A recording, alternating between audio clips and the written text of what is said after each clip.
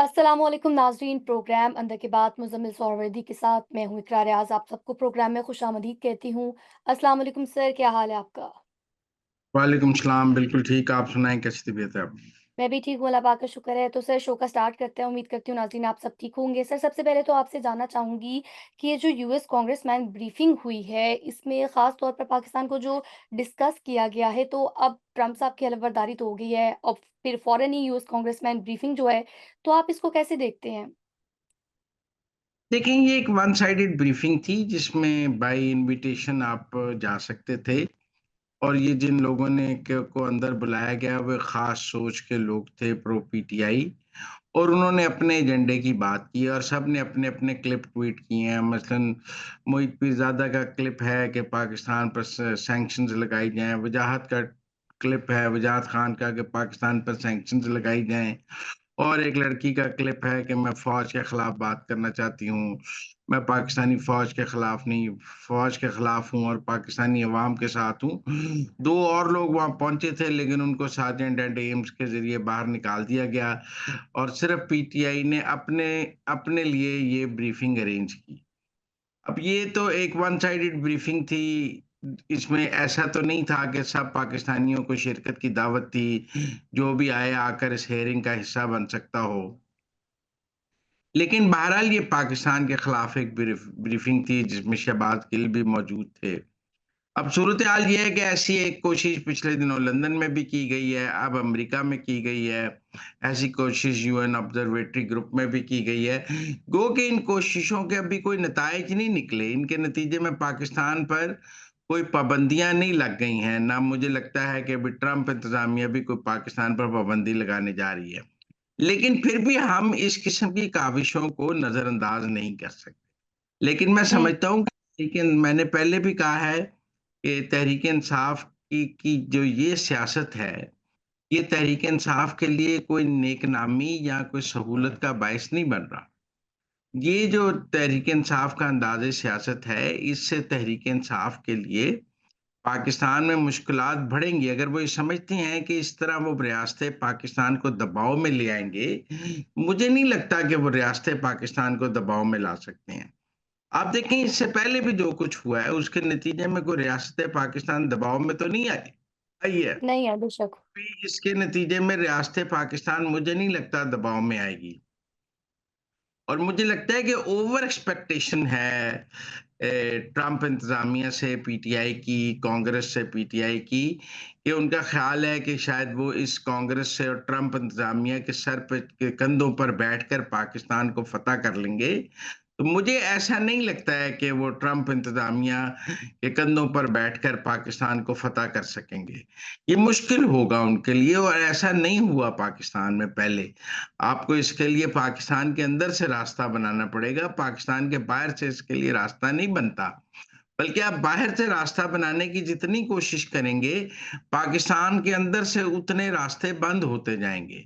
तो मेरे ख़्याल में ये जो अंदाज़े सियासत जो आज की कांग्रेस की ब्रीफिंग है, ये कोई पीटीआई का मुस्बत चेहरा नहीं है। ये वैसा ही है जैसे आपने आईएमएफ के दफ्तर के बाहर धरना दिया कि पाकिस्तान को कर्जा ना दिया जाए, उसके बावजूद पाकिस्तान को आईएमएफ ने पाकिस्तान के साथ मुआहदा कर लिया।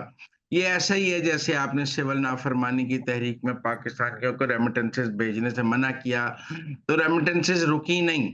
ये वैसे ही है जैसे आप पहले बहुत कुछ इस ज़िम्न में करते रहे और उसके नताइज आपको कोई पॉज़िटिव नहीं नज़र आए। तो मुझे लगता है आज की जो कांग्रेस की हियरिंग थी, वो भी कोई पॉजिटिव नहीं है और उसके उसके नतीजे में शायद रियासत पाकिस्तान का तो इतना नुकसान नहीं होगा।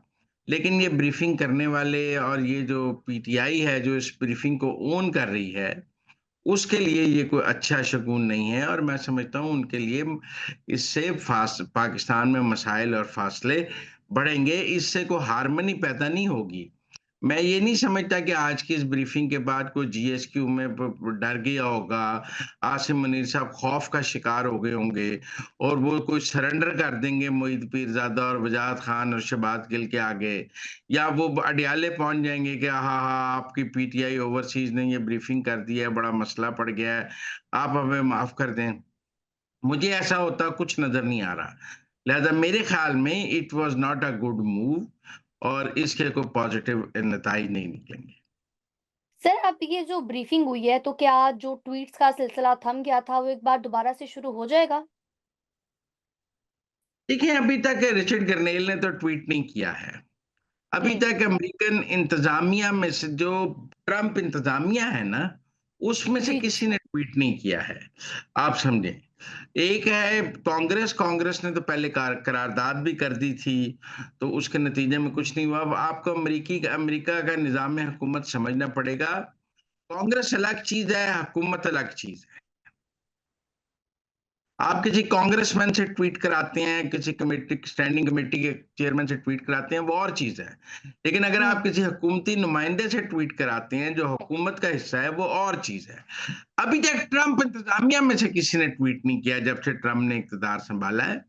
अभी तक रिचर्ड गरनेल ने ट्वीट नहीं किया, अभी तक जो उनके नए सेक्रेटरी ऑफ स्टेट हैं, उन्होंने ट्वीट नहीं किया, अभी तक ट्रम्प ने कुछ नहीं कहा, अभी तक वाइस प्रेज़िडेंट ने कुछ नहीं कहा। अभी तक ट्रम्प इंतज़ामिया की तरफ से खामोशी है। बाकी जी। 1-2 कांग्रेसमैन ज़रूर ट्वीट कर रहे हैं और वो आपको पता है वहाँ पीआर और लॉबिंग का खेल है और पीआर और लॉबिंग से आप वहाँ ट्वीट्स और इस किस्म की चीज़ें हमायत हासिल कर लेते हैं। मैं उ उसको तो क आप अमेरिका का जो निज़ाम समझते हैं उन्हें पता है।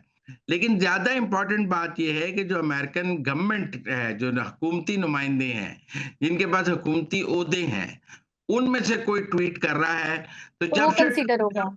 इनमें से किसी ने अभी तक ट्वीट नहीं किया है।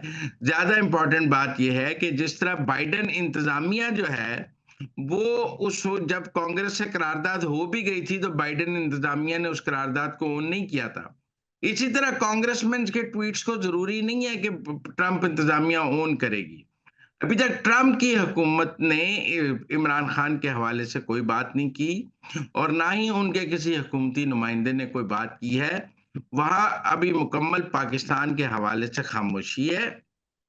ये ज़रूर है कि पाकिस्तान के हक में भी कोई बात नहीं है, पाकिस्तान के खिलाफ भी कोई बात नहीं है। इमरान खान यानी के हक न्यूट्रल है सब। इमरान खान के खिलाफ भी कोई बात नहीं है, एक खामोशी है। अभी जब तक ट्रम्प इंतज़ामिया की तरफ से पाकिस्तान के बारे में कोई बात नहीं होती, अभी प्राइम मिनिस्टर शहबाज शरीफ ने ट्रम्प को मुबारकबाद का खत लिखा है। देखते हैं उस खत का कोई जवाब आता है या वो खत इग्नोर हो जाता है। अभी तक तो आप देखें इमरान खान ने भी ट्रम्प को मुबारकबाद नहीं दी अपने ट्विटर अकाउंट से। पीटीआई के ट्विटर स्पेसेस आप सुने, उनमें मातम हो रहा है कि अभी तक ट्रम्प को मुबारकबाद नहीं दी गई। अब मुसीबत ये है कि अगर वो ट्रम्प को मुबारकबाद दें तो सब कहेंगे अब्बू जी को मुबारक दे रहे हैं, आपका क्या ताल्लुक है ट्रम्प से? ना दें तो मरते हैं, दें तो मरते हैं। लेकिन पीटीआई ओवरसीज जो है, वो ट्रम्प को बहुत मुबारकबाद दे रही है और मुबारकबादों के ट्वीट हैं और वो बहुत जश्न मना रही है। तो इसलिए मेरे ख्याल में उनका जश्न जो है वो काबिल-ए-दीद है। लेकिन अभी तक ट्रम्प इंतज़ामिया के ना किसी छोटे एहलकार ने, ना किसी बड़े एहलकार ने किसी ने अभी तक इमरान खान के लिए ना कोई ट्वीट किया है, ना कोई बात की है। कांग्रेसमैन के ट्वीट्स हैं, वो कांग्रेसमैन के ट्वीट्स वो अहमियत नहीं रखते जो हुकूमती ट्वीट्स अहमियत रखते हैं। यानी टू कट शॉर्ट के ये दोनों अलग-अलग सिस्टम है, जब तक हुकूमत की जानिब से कोई ट्वीट नहीं किया जाता, तो तब तक ये मामला कंसिडरेबल नहीं है। सर, आगे बढ़ेंगे, अब बात करेंगे मुज़ाकरात को लेकर। तो 2 सवाल हैं। मुज़ाकरात ख़त्म कर दिए गए, तो ये मुज़ाकरात ख़त्म क्यों किए गए हैं? असल वजह क्या है? और दूसरी बात कि क्या इनके पास कोई ऑप्शंस मौजूद हैं, जिनकी बिना पर इन्होंने मुज़ाकरात ख़त्म कर दिए हैं? देखिए, ये बात मुसलसल सब लोग कह रहे थे और मैंने तो कई बार कही है कि ये मुज़ाकरात सिर्फ़ ट्रम्प के आने तक हैं। ट्रम्प हुँ, के आने के इंतज़ार के दरमियानी वक़्त को गुज़ारने के लिए इमरान खान ने मुज़ाकरात का शोशा छेड़ा था। वो कभी जी। भी मुज़ाकरात में संजीदा नहीं थे। वो मुज़ाकरात एक टाइम पास कर रहे थे, वो कभी भी मुज़ा आप देखें ना पहले तो 25 दिन उन्होंने मुतालबात देने में लगा दिए। जब हुकूमत कहती रही कि आप लिख कर दें अपने मुतालबा चार्टर ऑफ डिमांड तो 25 दिन तक पीटीआई ने नहीं दिए और हुँ, खुद 25 दिन तक चार्टर ऑफ डिमांड नहीं दिया और हुकूमत को जवाब देने के लिए 7 दिन दिए। आपने चार्टर ऑफ डिमांड देने के लिए 25 दिन लिए हैं और हुकूमत को आप 8वां दिन देने के लिए तैयार नहीं है, ये क्या बात हुई? लिहाज़ा मेरा ख़्याल है कि वो कभी भी मुज़ाकरात पीटीआई के एजेंडे में नहीं थे, ट्रम्प के आने का इंतज़ार था। ट्रंप आ गए हैं, अब जो पॉलिसी बनेगी वो ट्रंप इंतज़ामिया को देखकर बनेगी। ये दुरुस्त है कि आज मुज़ाकरात ख़त्म करने का ऐलान हुआ है और किसी एहतजाज का ऐलान नहीं हुआ। एहतजाज का ऐलान ट्रंप इंतज़ामिया के मूड के मुताबिक होगा। अगर तो ट्रंप इंतज़ामिया की तरफ से पॉज़िटिव सिग्नल्स इमरान खान को मिले, तो पाकिस्तान में सड़कें गरम कर दी जाएँगी, लाशों का कारोबार शुरू कर दिया जाएगा दोबारा, ताकि ट्रंप इंतज़ामिया को मुदाखलत का मौका मिल सके। अभी सर यहाँ इंतज़ार पर होगा आपसे ट्रंप इंतज़ाम सर जी, बिल्कुल सही फरमाया आपने। सर एक और सवाल करना चाहूँगी कि हमने देखा कि साहिबज़ादा हामिद रज़ा के घर पर सर ये जो छापा है और मदरसे पर गैर कानूनी ये जो कब्ज़ा किया गया है, खान साहब ने जो ट्वीट किया उसमें सबसे पहले तो इस पर बात की और मज़म्मत की और उन्होंने ये भी वाज़ेह किया है कि मुज़ाकराती कमेटी पर हमला किया गया है। ये मुज़ाकराती कमेटी के तर्जुमान थे, तो इसकी हम बहुत ज़्यादा मज़म्मत करते हैं। तो इस छापे को आप कैसे देखते हैं? क्या वजह थी कि यहाँ पर छापा मारा गया उनके घर पर?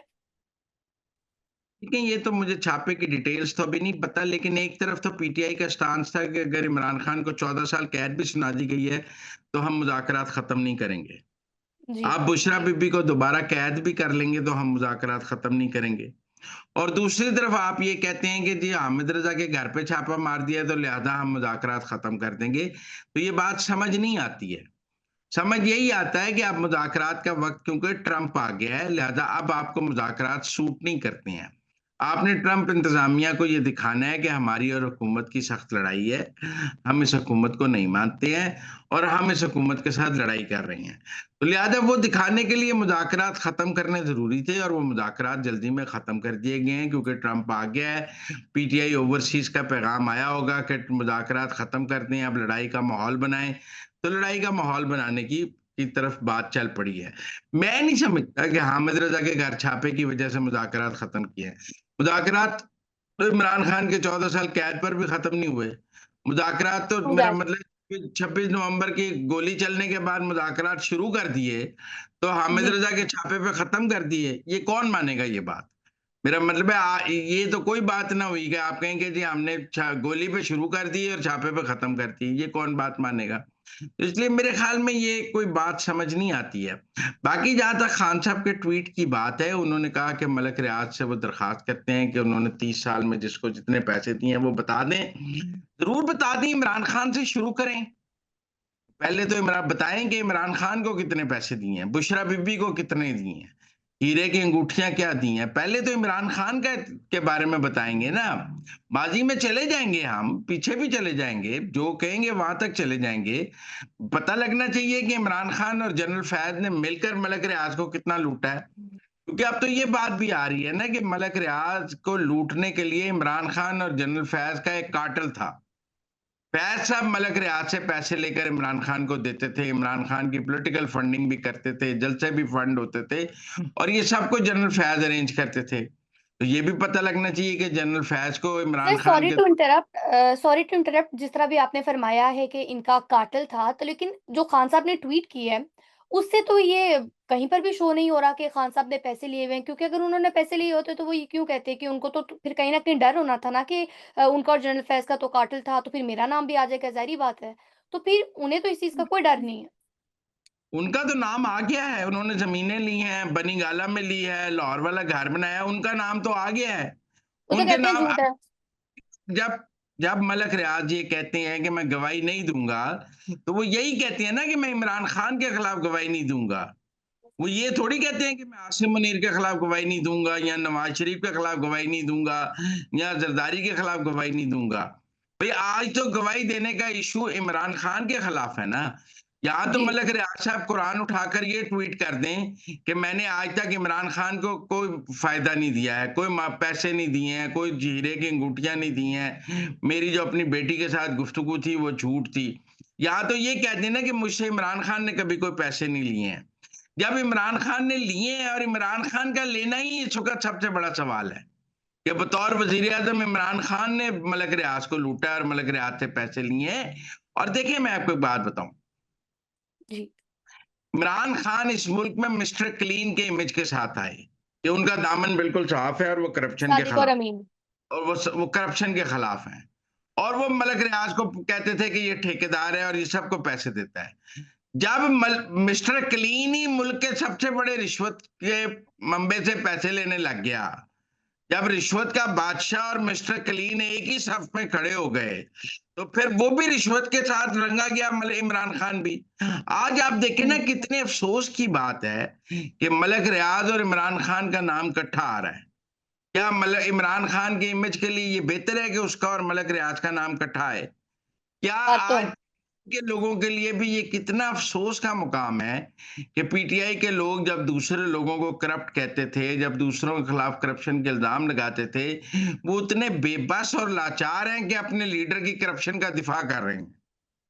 आज मुझे लगता है कि पीटीआई का हर जो लीडर है, वो इमरान खान का ज़ाती गुलाम बन चुका है कि उसकी करप्शन का भी दिफ़ा कर रहा है। कल को ये लोग ये नून लीग के बारे में यही कहते थे ना कि जी ज़ाती गुलाम है, करप्शन का दिफ़ा करते हैं। आज क्या पीटीआई के लीडर मलक रियाज की दी हुई ज़मीन और पैसे का दिफ़ा नहीं कर रहे कि हमारे लीडर ने बड़ी ठीक ज़मीन ली है जी, हमारे लीडर ने बड़ी अच्छी रिश्वत ली है। नवाज़ शरीफ और शहबाज शरीफ पर तो किसी से रिश्वत लेने का कोई इल्ज़ाम नहीं। नवाज शरीफ और शहबाज शरीफ के खिलाफ तो कोई इल्जाम नहीं है कि उन्होंने मलक रियाज से कोई जमीन ली है, मलक रियाज से कोई प्लॉट लिया है, कुछ लिया है। ये इल्जाम तो, ये शाहकार तो इमरान खान ने पैदा किया है ना, कि उसने मलक रियाज से जमीन भी ली है, मलक रियाज से पैसे भी लिए हैं, मलक रियाज से घर भी बनाया है, मलक रियाज से हीरे की अंगूठी भी ली है। ये जो पाकिस्तान की सियासी तारीख में ये जो स्याह बाब है, ये तो स्याही सिर्फ इमरान खान के हिस्से में आई है कि बतौर जी। वज़ीर-ए-आज़म वो मुल्क में रिश्वत के बादशाह के साथ जो है वो रिश्वत का बाज़ार गरम कर रहा था, और हमारे जो पीटीआई के दोस्त हैं, वो अब उसकी रिश्वत का दिफ़ा कर रहे हैं। आज आप देखें कि मलक रियाज के दफ़ा कौन कर रहा है? तहरीक-ए-इंसाफ वाले। पीटीआई। किस चीज़ का दिफ़ा कर रहे हैं? उसके रिश्वत के, पाकिस्तान में रिश्वत का जो बादशाह है, जिसने पाकिस्तान में रिश्वत के कल्चर को परवान चढ़ाया है, उसके दिफ़ा कौन कर रहा है? पीटीआई वाले। तो फिर आज आप कुदरत की सितमज़रीफ़ी देखें कि करप्शन के खिलाफ लड़ते-लड़ते वो करप्शन के अंदर खुद दलदल में फँस गए हैं और अपने लीडर के करप्शन का दिफ़ा कर रहे हैं। तो इससे ज़्यादा अफ़सोसनाक बात क्या हो सकती है? बाकी जो, जहाँ तक ऑपोज़िशन के अलायंस की बात है, मुझे ऑपोज़िशन का अलायंस कोई नज़र नहीं आ रहा। मुझे फज़ल-उर रहमान और पीटीआई का कोई अलायंस नहीं नज़र आ रहा। गंडापुर ने जो गुफ्तगू फज़ल-उर रहमान के बारे में की है, उसके बाद पीटीआई और फज़ल-उर रहमान का अलायंस होता मुझे नज़र नहीं आता। मुझे जमात इस्लामी का और पीटीआई का अलायंस भी बनता नज़र नहीं आता। मुझे पीर पगाड़ा और पीटीआई का अलायंस बनता भी नज़र नहीं आता।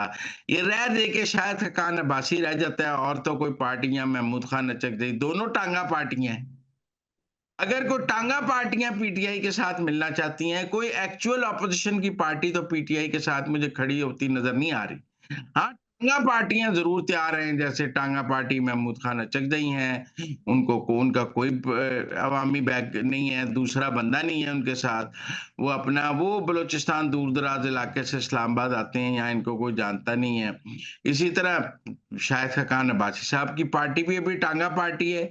वो तो अपना कोई इनॉग्रेशन का जलसा नहीं कर सके आज तक, कि उन्होंने सियासी जमात बनाई है, वो एक मीनार पाकिस्तान पर जलसा कर लेते, इस्लामाबाद में जलसा कर लेते।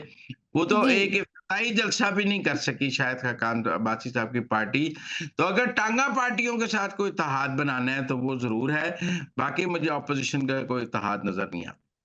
तो कोई अलायंस नहीं बनेगा। सर, आखिर में आपसे जानना चाहूँगी, एस्टेब्लिशमेंट का ज़िक्र भी किया है खान साहब ने अपने ट्वीट में। उनकी जानिब से ये बरमला कहा गया है कि मैं अपनी ज़ात के लिए कोई बात नहीं करना चाह रहा एस्टेब्लिशमेंट से, मैं तो सिर्फ़ मुल्क के लिए बात करना चाह रहा हूँ। तो फिर ये बात होगी अब?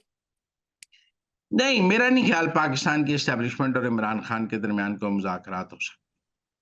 पाकिस्तान की स्टेप देखें, आप एक तरफ यूएस कांग्रेस में आसिम मुनीर के खिलाफ सैंक्शंस की बात करें, आप एक तरफ पूरी दुनिया में जनरल आसिम मुनीर को के खिलाफ कैंपेन चलाएं, आप अपने ट्वीट्स में उन्हें याहिया खान पार्ट 2 कहें, और फिर आप कहें मैं उनसे मुज़ाकरात भी करना चाहता हूं, तो ऐसा नहीं हो सकता। मेरे ख्याल है इमरान खान साहब ना जनरल बाजवा के गिजे हुए हैं। जनरल बाजवा को वो मीर जाफर और मीर सादक भी कहते थे, और फिर जनरल बाजवा उनसे ईवान सदर में मिल भी लेते थे। हालाँकि अगर आपको मीर जाफ़र और मीर सादक कहा गया था, तो फिर आपका उसके बाद इमरान खान को मिलना नहीं बनता था। आपका उसके बाद परवेज़ इलाही को उनकी तरफ भेजना नहीं बनता था। आपकी डबल गेम ही बाजवा साहब को लेकर बैठ गई है।